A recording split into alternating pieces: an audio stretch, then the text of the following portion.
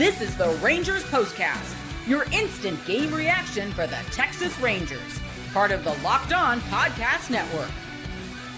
Your team every day.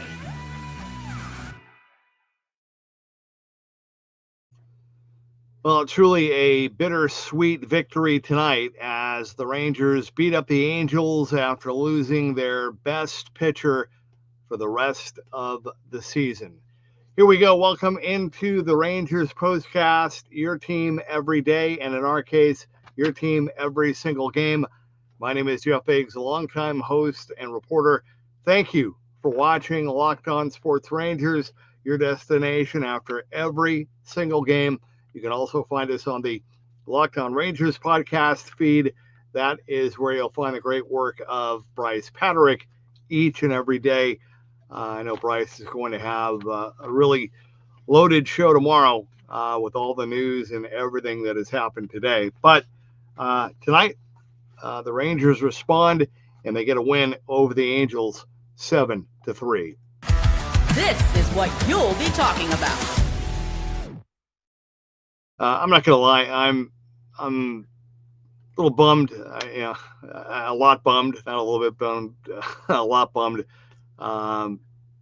Trying to get in the mood, trying to focus on the game and the win. But that was, I was sitting at my other job when I got that notification this afternoon. And I mean, it was literally a gut punch.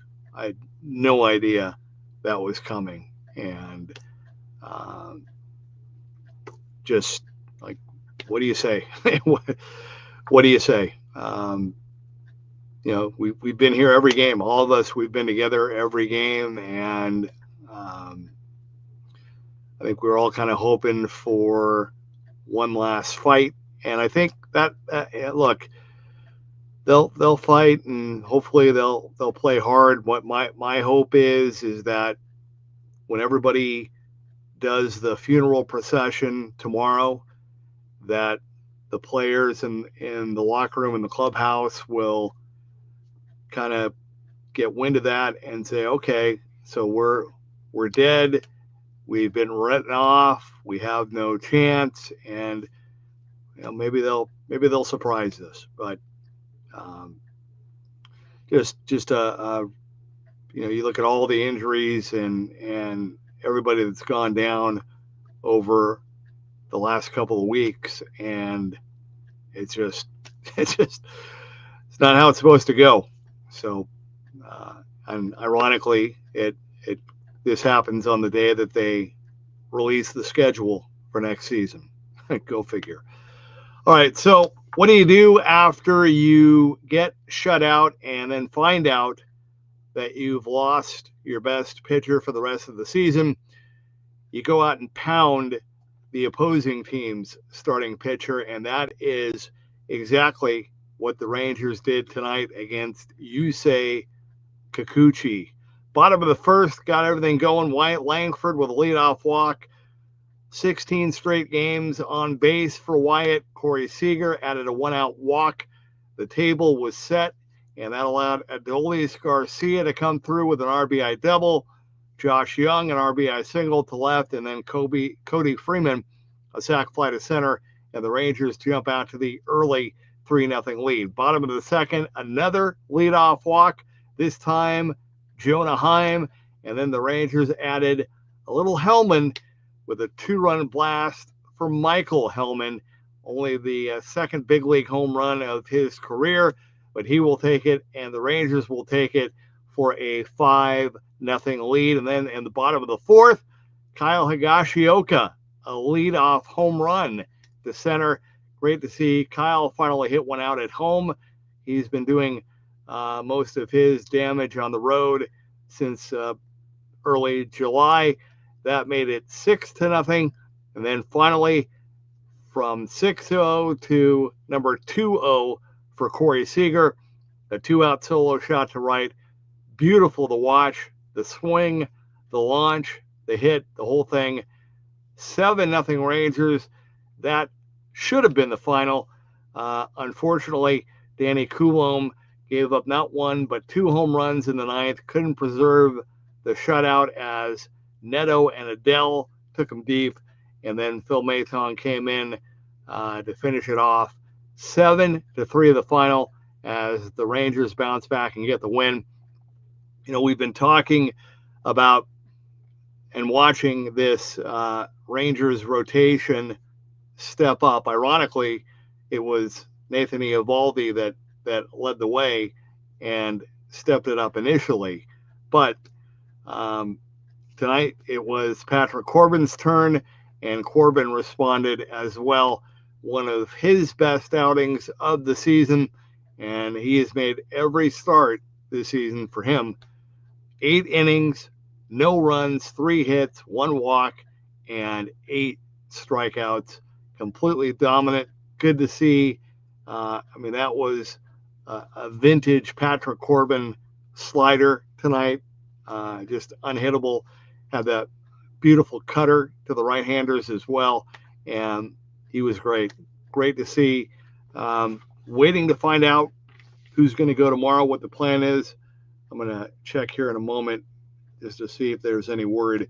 But, again, if you're the Rangers, that's all you can do is bounce back and respond and try to take it one game at a time here with 28 left to play. But no word yet from Bochy. We'll let you know. All right, we're going to take our time out. When we come back, want to hear from you via the Rangers comment crew. We'll do that coming up. This is the Rangers Postcast.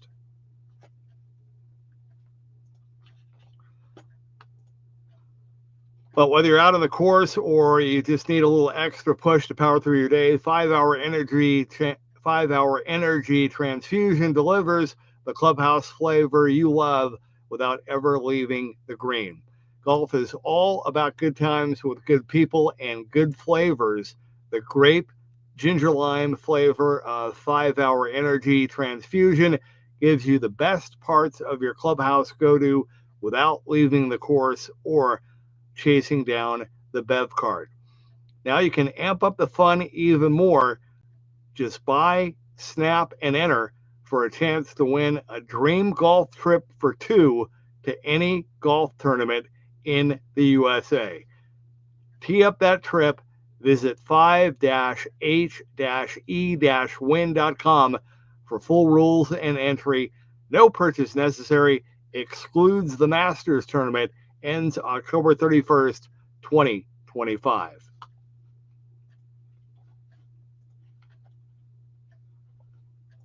There we go. Come on now, do it.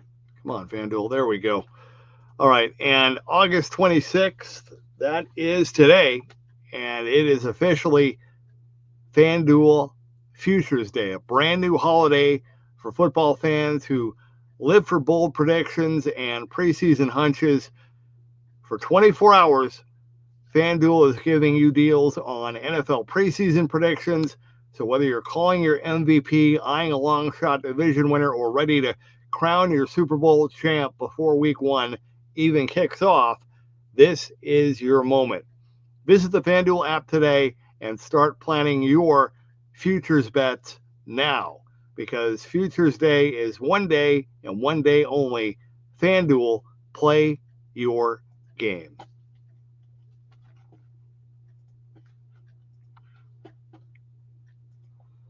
All right, we are back. The Rangers Postcast after the Rangers take care of the Angels 7-3. Let's get right to your comments. Full disclosure, we had another little staff meeting, and they really, really want me to keep these shows at around 20 minutes and not more. So forgive me for that. Not that it's anything bad by them. I'm just saying, selfishly, I would love to stay on more and read everything and do deeper dives, but we're going to keep it to 20 minutes. So I'll read as many comments as I can. And again, if I don't get you or miss a game, I'm good for it, and I'll make up for it, and we'll get through it. All right, Mark leading us off tonight. The Rangers had little chance of making the playoffs with Eovaldi. Without him, unfortunately, they have No chance. TCG says Corbin dealing tonight. Was not expecting that after his last few starts. Yep. Like I said, I mean, it was really Nate Eovaldi that set the tone in the opener of this homestand. And, I mean, he set the tone. Jack Leiter, Merrill Kelly, even Jacob deGrom, I mean, pitched well enough to win last night, got no support. But tonight was Corbin's turn, and he stepped it up. Looked great. Paul says, don't know what's worse, seeing a lackluster performance last night or seeing a dominant win tonight, knowing the season has slipped away. Yeah, I'll tell you what, Paul, I mean, you can call me crazy. I'm sure I have kind of a biased denial, but I mean, there's a part of me that, like we've talked about so many times during the season, that the pitching and the defense and the potential of the offense, I think we all agree that this team is better than what they've shown with their record. But the reality is it doesn't work that way. And if they were better, they would find a way to get it done and to get enough wins to make it. And as much as we can say they've done this or they've done that, they haven't done enough of it when they've needed to. And so the reality is, even though I think, like, I'm bummed because I think this team is a better team than their record. I do. And unfortunately, the record doesn't show that, and we're not going to have a chance to see what this team can do unless, like I said in the open, unless everybody writes them off like we're doing here tonight, and somehow they go on this unbelievable run that we didn't think was possible. But realistically, I mean, do I see that happening? No. Nick says Corbin, absolutely bring it tonight. I still think they're contenders if they can just get the bats going, keep the bats going. Curious to see what the rotation looks like going forward, though. Yep, I know they're looking. We'll find out soon enough. Paul says, I assume Semien would be available for postseason. What about Eovaldi? I realize this is hypothetical. Well, for Semien, it's like really, really late September, and maybe with Nate in October, depending on where they're at. But it's way, way down the road. Good evening, Alf. Hope you're doing okay. Hope you're feeling better. Still here, dropping a like, Peagle up. As always, love me some Higgy. Yeah, like I said, good to see him get one at home.